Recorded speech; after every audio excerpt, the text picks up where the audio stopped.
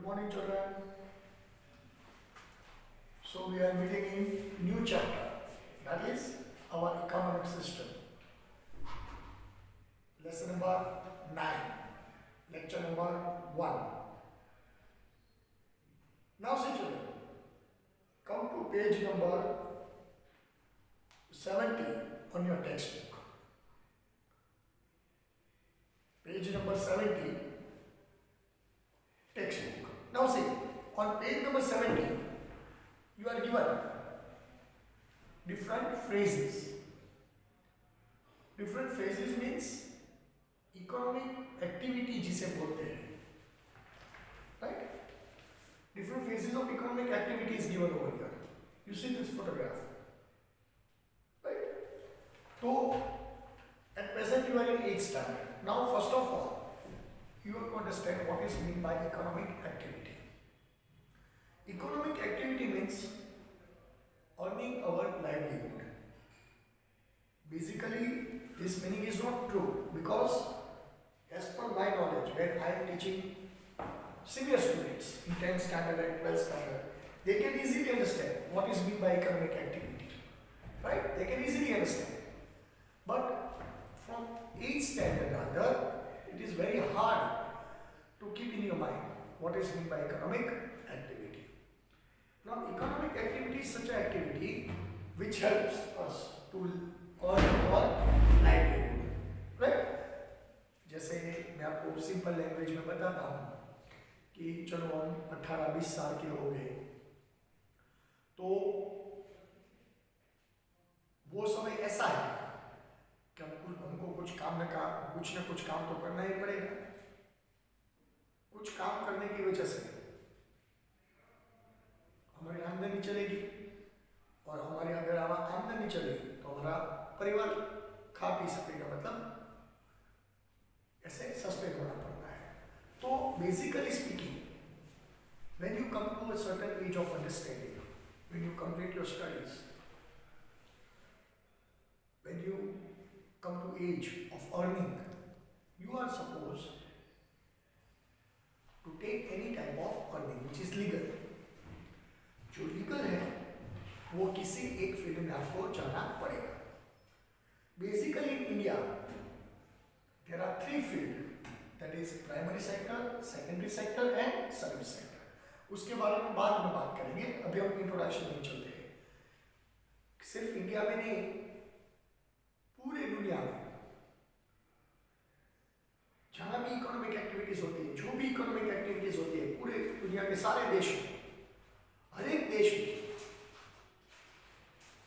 हर एक economic activity is divided into 3 parts. Every economic activity is divided into 3 parts: primary part, secondary part and service part.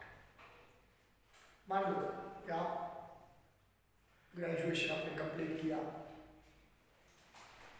आपने कोई job ले ली, तो आप आगे सर्विस सेक्टर में, राइट?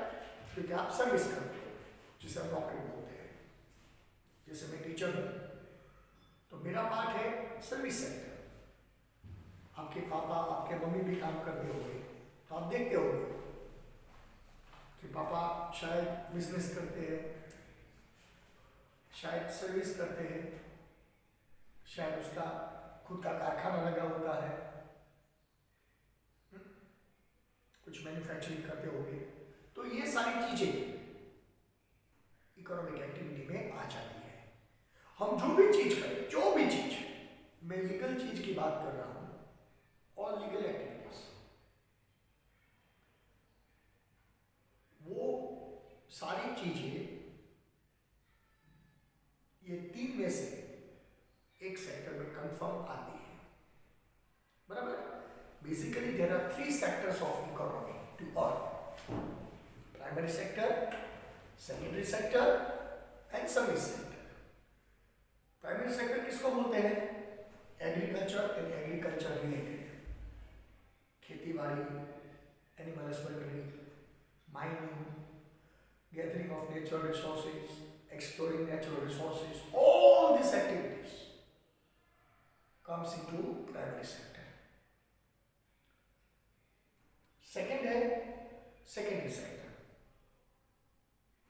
सेकेंडरी सेक्टर क्या, उसका मतलब क्या है, जो प्राइमरी सेक्टर में से रॉ मटेरियल निकलता है, क्योंकि mining secondary sector primary sector में आता है. हम माइनिंग करके रॉ मटेरियल निकालते हैं और वही रॉ मटेरियल से हम कुछ ना कुछ मैन्युफैक्चरिंग करते हैं. मान लो आयरन ओर है, तो आयरन ओर नेचुरल थिंग है, वो जमीन में से माइनिंग करके निकालना पड़ता है. तो जो माइनिंग आयरन ओर का जो माइनिंग एक्टिविटी है वो प्राइमरी में चला जाएगा. वो आयरन ओर वो लोग फैक्ट्री में लाते हैं, प्लांट में लाते हैं और उस पर कई सारी प्रोसेस करते हैं. बराबर है, कई सारी प्रोसेस होती है उस पर, तो वो चला जाएगा सेकेंडरी सेक्टर में, क्योंकि बड़े बड़े प्लांट होते हैं, बड़ी बड़ी फैक्ट्रियाँ होती हैं. तो जो रॉ मटेरियल, फैक्ट्री का मतलब क्या है, प्लांट का मतलब क्या है कि जो रॉ मटेरियल आता है उसको हम यूजेबल प्रोडक्ट बनाते हैं. तो जो आयरन ओर आएगा बाहर से, माइंस में से, उस पर कई सारी प्रोसेस होगी. उसका फिल्टरेशन होगा, उसका ए प्रोसेस होगा, वो प्रोसेस होगा, क्योंकि ये सब साइंस का विषय है. और फाइनली सारी प्रोसेस पार करके हम आयरन ओर बनाते हैं, आयरन बनाते हैं. तो ये सारी प्रोसेस एक जगह पे चली, जिसको फैक्ट्री बोलते हैं, जिसको उद्योग बोलते हैं, कारखाना बोलते हैं. तो ये जो उद्योग बोलो, फैक्ट्री बोलो, कारखाना बोलो, जो भी बोलो, उसको मैन्युफैक्चरिंग बोलते हैं. इंग्लिश में क्या बोलते हैं, मैन्युफैक्चरिंग. और मैन्युफैक्चरिंग जो आता है, मैन्युफैक्चरिंग जो सेक्टर है वो आता है सेकेंडरी सेक्टर. बराबर. मान लो कि आपकी एक फैक्ट्री है, आप आयरन की फैक्ट्री लगा के बैठे हो, आप बाहर से आयरन ओर लाते हो. बराबर है. बाहर से आपको जो आयरन ओर सप्लाई करता है, आपके जो वेंडर्स हैं, वो लोग क्या करते हैं, प्राइमरी एक्टिविटी करते हैं. वो लोग आपको आयरन ओर सप्लाई करते हैं. आप अपने फैक्ट्री में कई तरह की प्रोसेस कर करके आयरन में से आप आयरन ओर बनाते हैं. सही बात है. आप आयरन में से आयरन ओर बनाते हो, तो आप क्या करते हो, मैन्युफैक्चरिंग. अच्छा, आपकी फैक्ट्री में आयरन बन गया, अभी आपका बहुत बड़ा कारोबार है, बहुत बड़ी फैक्ट्री है. तो जो प्रोडक्ट बन गया है फैक्ट्री में, उसको मार्केट तक तो लाना पड़ेगा.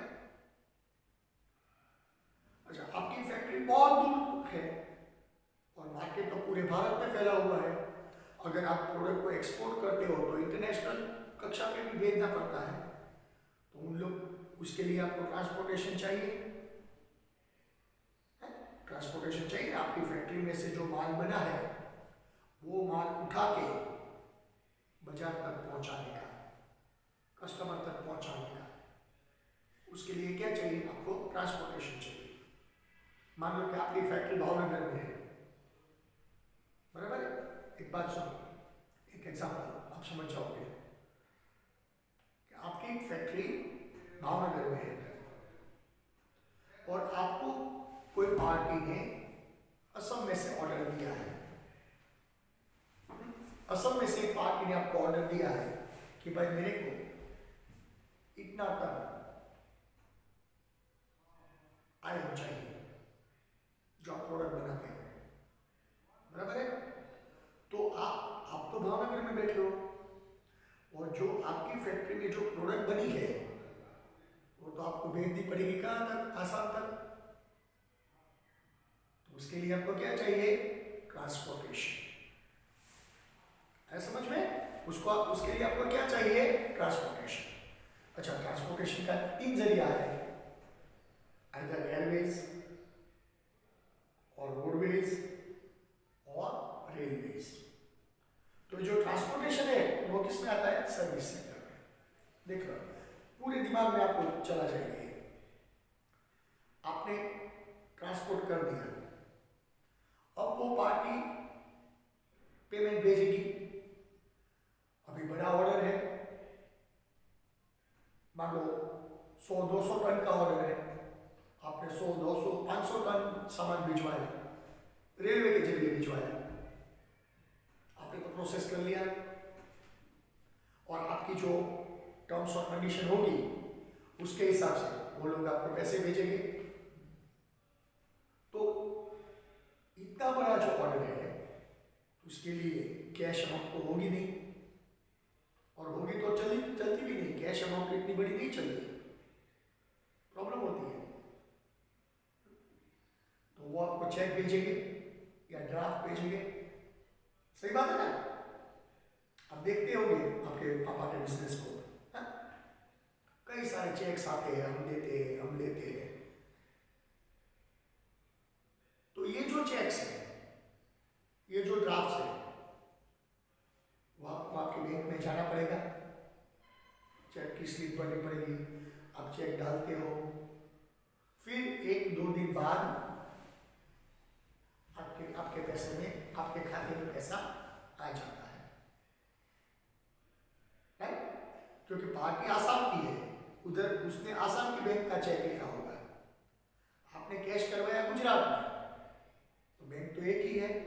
मान लो कि SBI है, स्टेट बैंक ऑफ इंडिया, तो आसाम की SBI बोलो या गुजरात की SBI बोलो, वो दोनों एक ही है।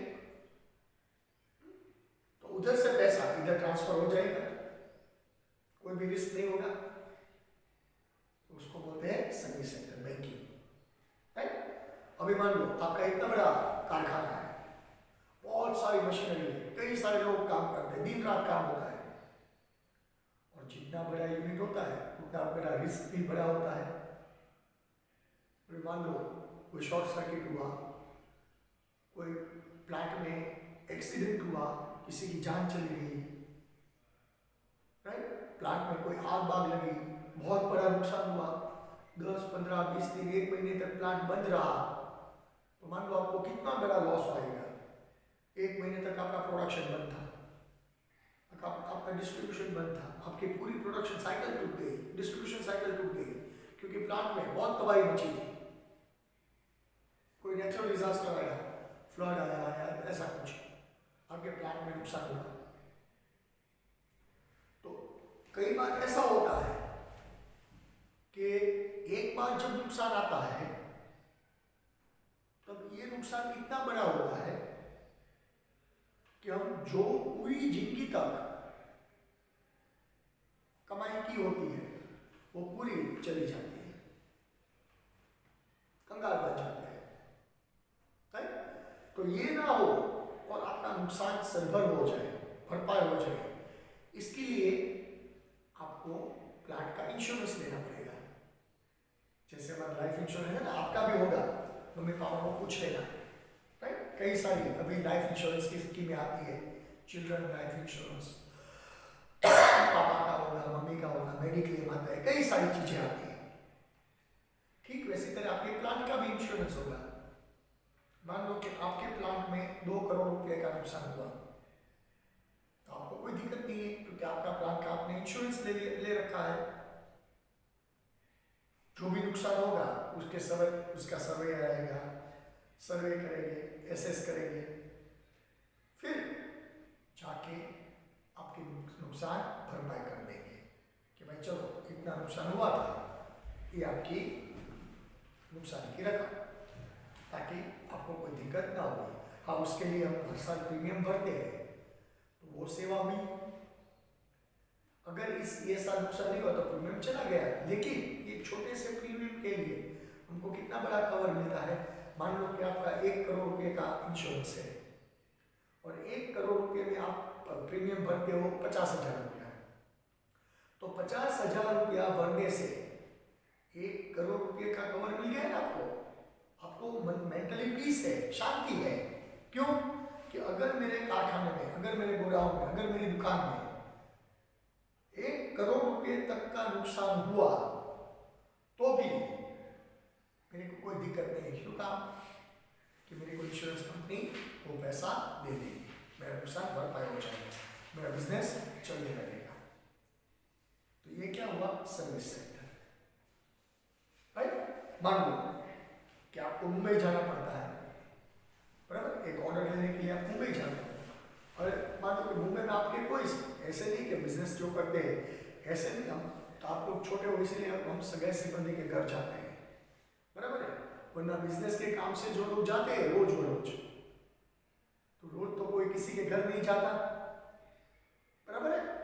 आपको मुंबई की पार्टी से मिलना है, ऑर्डर लेने जाना है, मुंबई में आपके कोई पहचान वाला नहीं, और शायद आपको 2-3 दिन रुकना पड़े, तो आप कहाँ रुकोगे, तो इतनी सारी होटल्स है, आपको रुकना जहाँ भी मर्जी पड़े आप रुक लो, जैसे आपका बजट होगा, आपको एकोमोडेशन मिलेगा, आपको खाना मिलेगा, जैसे होटल से आप बाहर घूमने जाते हैं, मान लो कि 3-4 दिन बाद जाते हैं तो हमको होटल की सर्विस मिलती है, जितना हमारा बजट होता है उस तरह की होटल हमको मिलती है। तो जो होटल इंडस्ट्री जो आ गई वो किस में आ गई, सर्विस सेक्टर में। ताकि कहने का मतलब क्या है, ये तीनों सेक्टर एक दूसरे से कनेक्टेड है। Primary sector is connected to secondary sector, secondary sector is connected to service sector. ये तीनों सेक्टर जब चलता है तब इकोनॉमी चलती है, इसको ऐसे इकोनॉमी बोलते हैं, इकोनॉमिक सिस्टम बोलते हैं। आया समझ में? ये तीनों सेक्टर को आप अलग कर दो तो ये नहीं हो सकता, तीनों सेक्टर एक ही साथ चल सकते हैं। राइट, आप मानो क्या फार्मर हो तो आप खेती बाड़ी जो करते हो तो उसका वो क्या हुआ, प्राइमरी सेक्टर का काम हुआ। मान लो कि आपने गेहूं उगाए आज इस साल, तो आपने गेहूं की फसल ली, गेहूं उगाए, तो आपने क्या काम किया, प्राइमरी सेक्टर का काम किया। लेकिन गेहूं का पैकिंग करना, मार्केटिंग करना, बाजार में बेचना, ग्राहक तक पहुंचाना, उसके लिए तो आपको सेवाएं चाहिए, ट्रांसपोर्टेशन की सेवाएं चाहिए। आपके जो व्यापारी को आप माल बेचोगे उसका पेमेंट आएगा, वो कैश में तो आएगा नहीं, बैंक के जरिए आएगा, तो वो बैंक का काम आपके लिए चाहिए, तो ट्रांसपोर्टेशन चाहिए, बैंकिंग चाहिए, इंश्योरेंस चाहिए, ये सब कुछ आता है। तो ये सर्विस सेक्टर हो गया।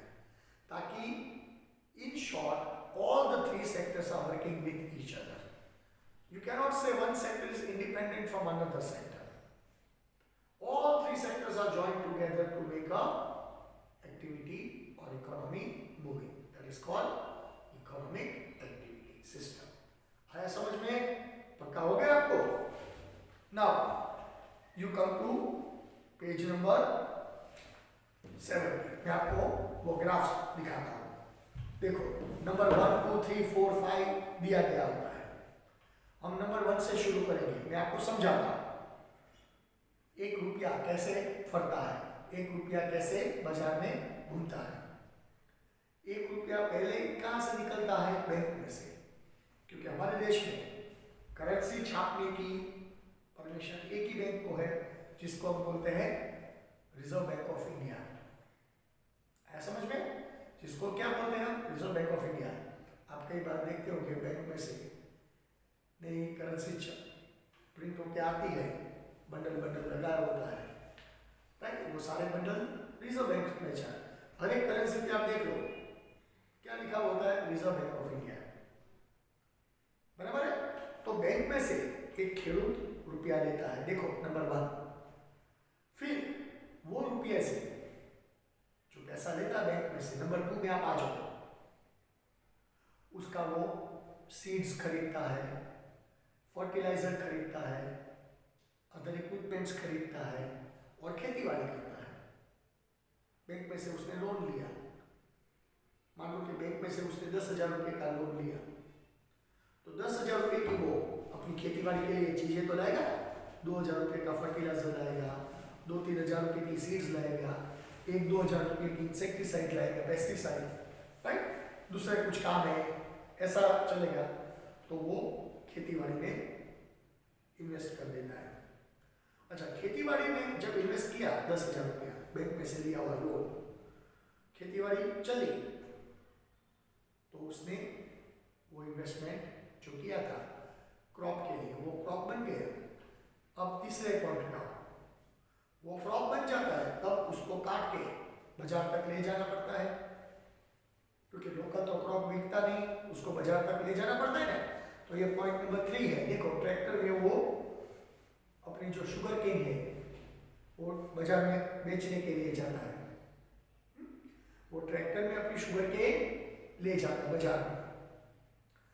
अभी आप पॉइंट 4 में आओ, वो ट्रैक्टर लेके जब अपने फार्म से निकलता है, वो पॉइंट नंबर 3 है। वो ट्रैक्टर लेके कहाँ पहुंचता है? मार्केटिंग यार्ड, और उधर अपनी प्रोडक्ट वो बेचता है। तो ये है पॉइंट नंबर 4 और 5। उधर वो मार्केटिंग यार्ड में अपनी प्रोडक्ट बेचता है, अपनी प्रोडक्ट बेचता है तो यार्ड में से उसको पैसे मिल जाते हैं, अपनी प्रोडक्ट जिस हिसाब से बेची होगी। तो यार्ड में सब कुछ खत्म हो गया, वो अपना पैसा मिल गया, खुश हुआ। तो पॉइंट नंबर 6 में आता हूं, तो अपनी फसल बेच के वो पैसा कमाया, वो कमाए हुए पैसे में से थोड़े अपने बाल बच्चों के लिए भी कुछ करेगा ना। मान लो कि 10,000 रुपये का इन्वेस्टमेंट था और फसल बिकी 15,000 रुपये में, उसको प्रॉफिट कितना मिला? 5,000 रुपया प्रॉफिट मिला। तो आज फसल मार्केटिंग यार्ड में बेचने से उसको 15,000 का फायदा हुआ। तो 15,000 के ट्रांजैक्शन में से वो 200 रुपये किलो मिठाई लाएंगे ना अपने बच्चों के लिए, है?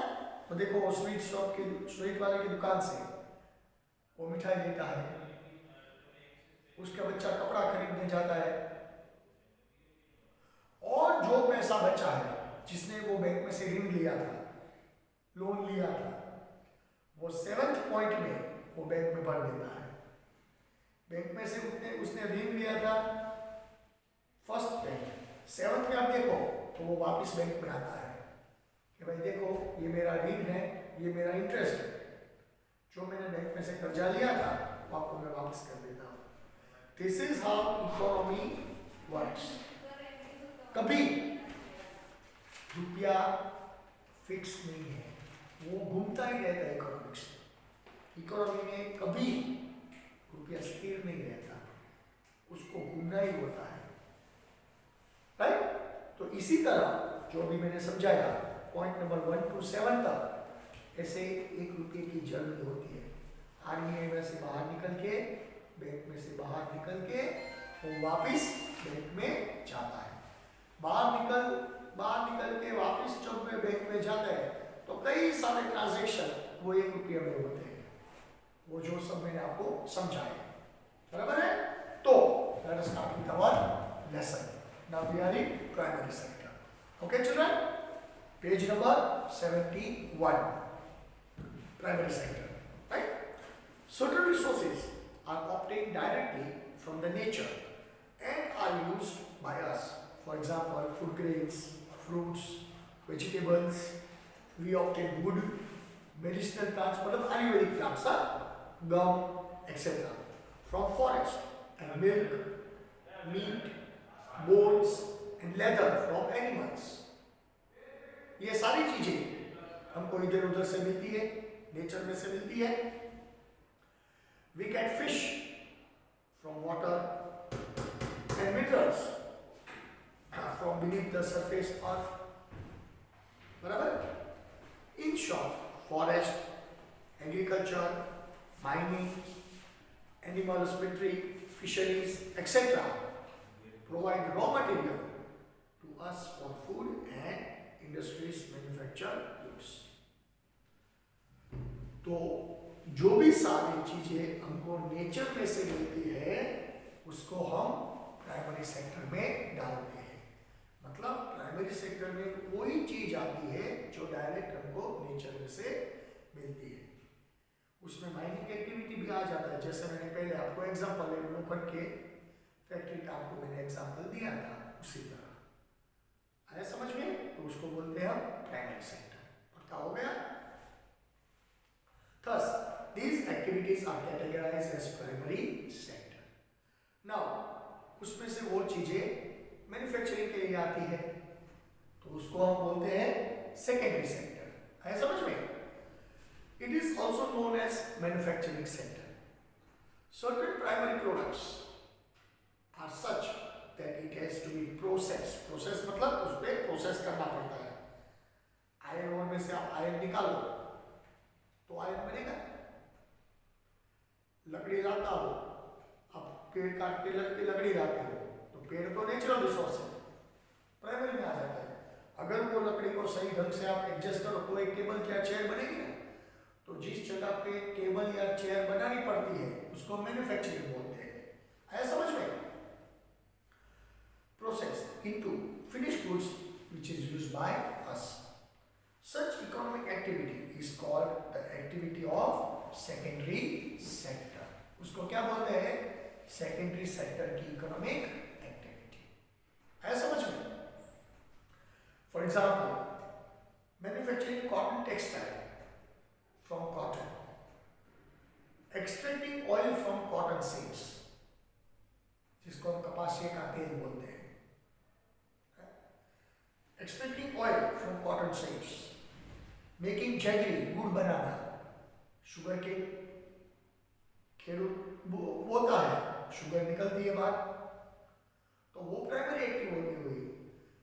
फिर वो शुगर केन का वो जूस निकालते हैं, राइट? वो जूस को उबालते हैं, उस पर एक दो प्रोसेस करते हैं, और फिर वो उबाले हुए जूस में से जैगरी बनता है, शुगर बनता है, खांड बनती है। है समझ में? तो वो मैन्युफैक्चरिंग प्रोसेस हो गई। है समझ में? Making jaggery and sugar from sugar cane, making bricks from soil, मिट्टी खोदनी पड़ती है, राइट?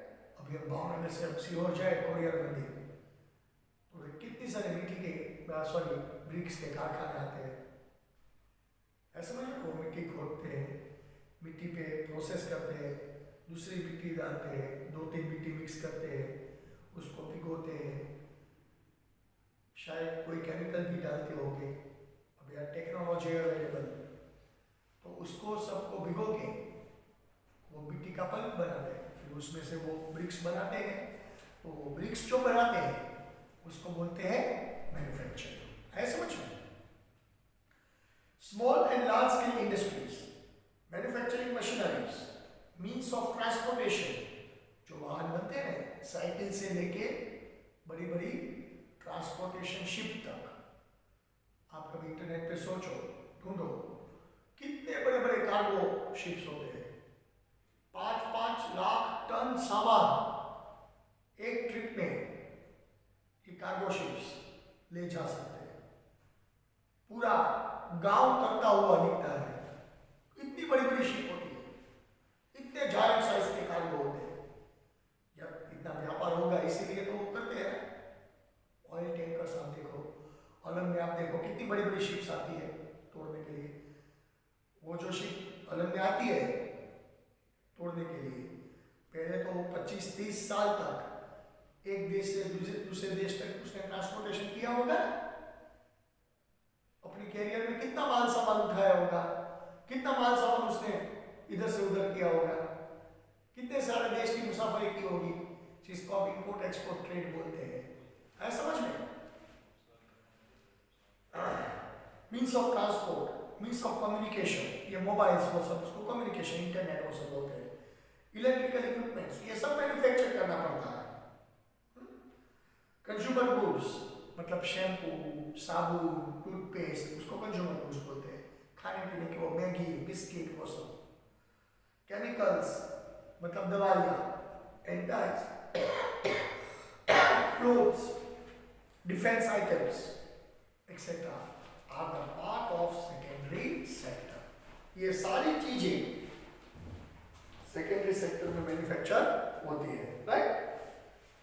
इन शॉर्ट उसको ऐसे बोलते हैं कि जो भी चीजें मैन्युफैक्चर होती है उसको हम सेकेंडरी सेक्टर बोलते हैं। है समझ में? पक्का? Okay. That is why it is also called industrial sector, right? तो इसको इंडस्ट्रियल सेक्टर भी बोलते हैं। Just a minute, I want to have a sip of water.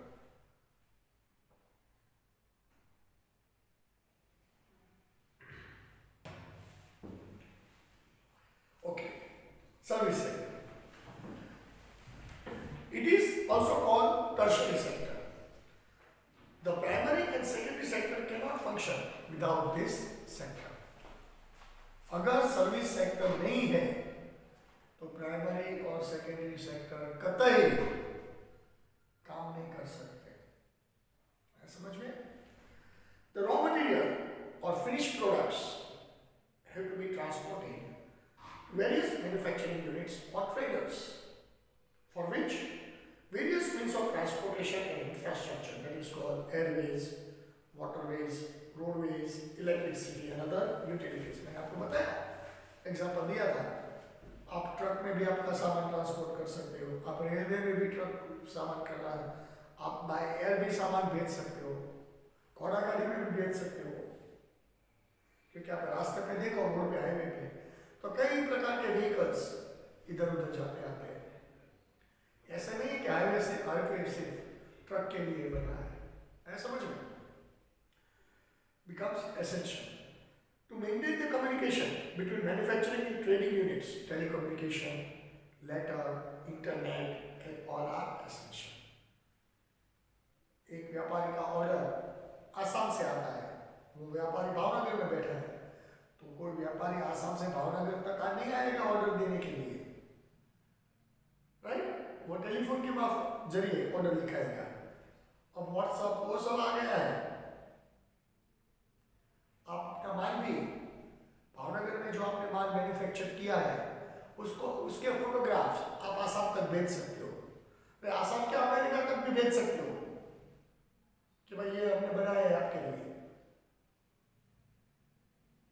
है समझ में? आज कितनी क्रांति हो गई है telecommunication, nothing is impossible, right? Essential to sustain the entire network of production and distribution, education, health, banking and insurance facilities are required. ये सारी चीजें की जरूरियातें होती है। In modern times, ATM, call centers, software designing, etc. have become very important service. अब IT sector देखो कितना blooming sector है, कितना आगे बढ़ा हुआ सेक्टर है समझ में? So these are the things which you are supposed to understand. तो I hope कि आपको पता चल गया होगा कि what is meant by primary sector, what is meant by secondary sector and what is meant by service sector. Now come to page number 72. एक जो आपको ब्लैंक दिया है वो एग्जाम्पल में आपको करवाता हूँ, फिर आप जब स्कूल पे आओ तब आप उसको लिख के करेंगे, राइट? तो देखते हैं एग्जाम्पल ऑफ इकोनॉमिक एक्टिविटी। देखो number 1, what if a farmer refuse to sell sugar cane to sugar mills, what will be the effect? तो उसका इफेक्ट क्या होगा? The product of primary, that is called primary sector, that is called sugarcane, will not reach the secondary sector. Hence, the sugar industry will not get anything to produce. तो secondary में sugar industry चलेगी नहीं। अगर industry नहीं चलेगी तो transportation नहीं होगा, बैंकिंग नहीं होगा, इंश्योरेंस नहीं होगा, तो उसका घाटा, उसका नुकसान कहाँ तक आएगा? सर्विस सेक्टर में भी आएगा। अगर फार्मर शुगर नहीं सेल करता है, वो शुगर बिगड़ जाएगी, सूख जाएगी, इंडस्ट्री में वो शुगर नहीं आएगी तो प्रोसेसिंग नहीं होगी, प्रोसेसिंग नहीं होगी तो शुगर का मैन्युफैक्चरिंग नहीं होगा, शुगर का मैन्युफैक्चरिंग नहीं होगा तो उसका ट्रांसपोर्टेशन, उसका पेमेंट, उसका इंश्योरेंस और कस्टमर तक शुगर कभी नहीं पहुंच पाएगी। आया समझ में? Number 2, what if the textile mills in India decide to import cotton from other countries rather than purchasing from Indian farmers? Then what will happen to cotton farming? अगर बाहर से कॉटन आएगा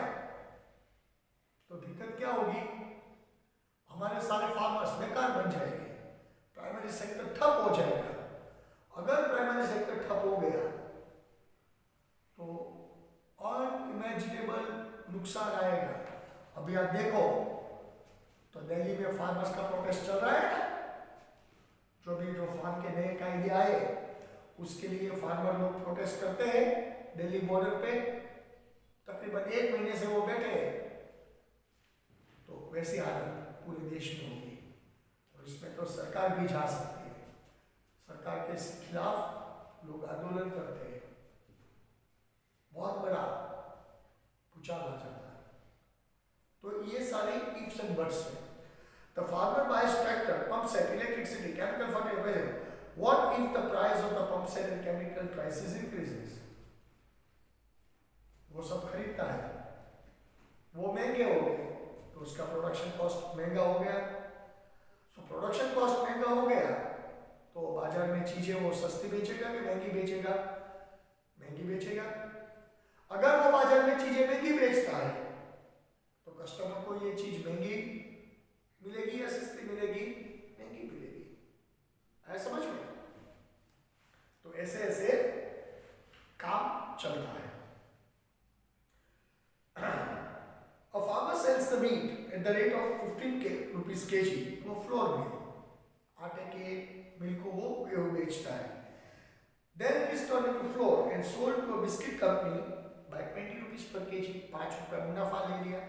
15 रुपये में गेहूं खरीदा कंपनी ने, उसको प्रोसेसिंग किया, उसको गूंदा, मतलब आटा बनाया और 20 रुपये बिस्किट कंपनी को बेचा आटा। 5 रुपये का फायदा हुआ ना। The biscuit making company mixes sugar, ghee and other things and makes 4 packets of biscuits. It is sold in the market at rupees 80. That is 20 rupees per packet. The biscuit is the final product which reaches the consumer.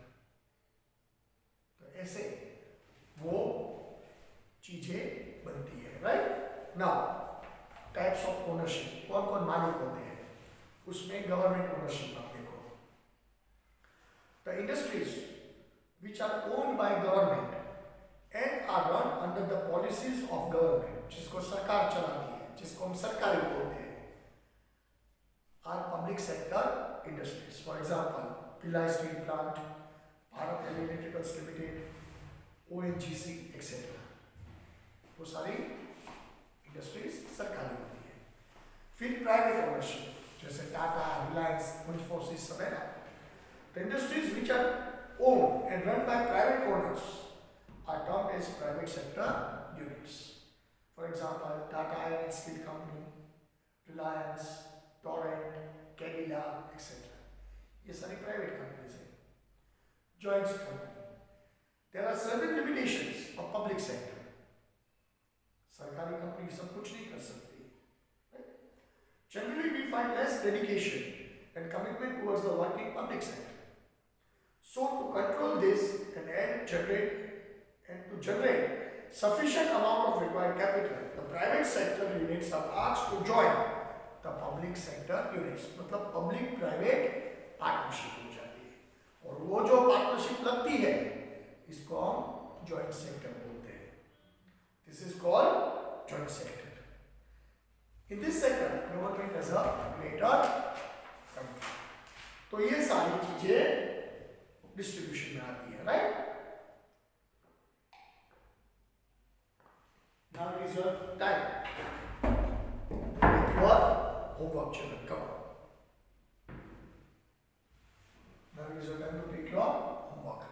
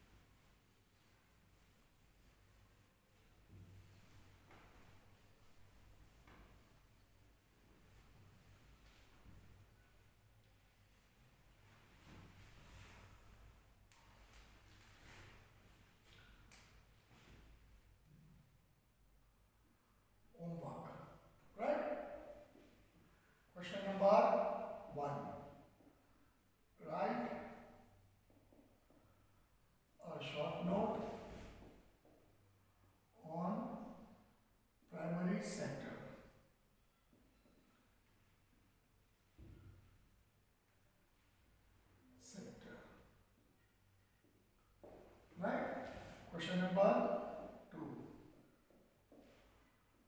Write a short note on service sector.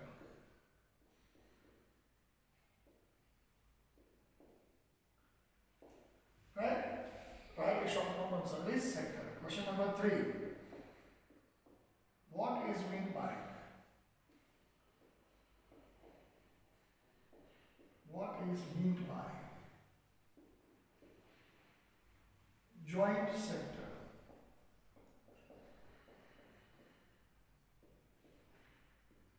What is meant by joint sector? तो ये 3 questions आपके homework है. Write a short note on private sector, write a short note on service sector, and what is meant by joint sector. So with this, we are ending this lecture. In next lecture, we'll continue with other topic. Okay, children? Till then, goodbye. Take care.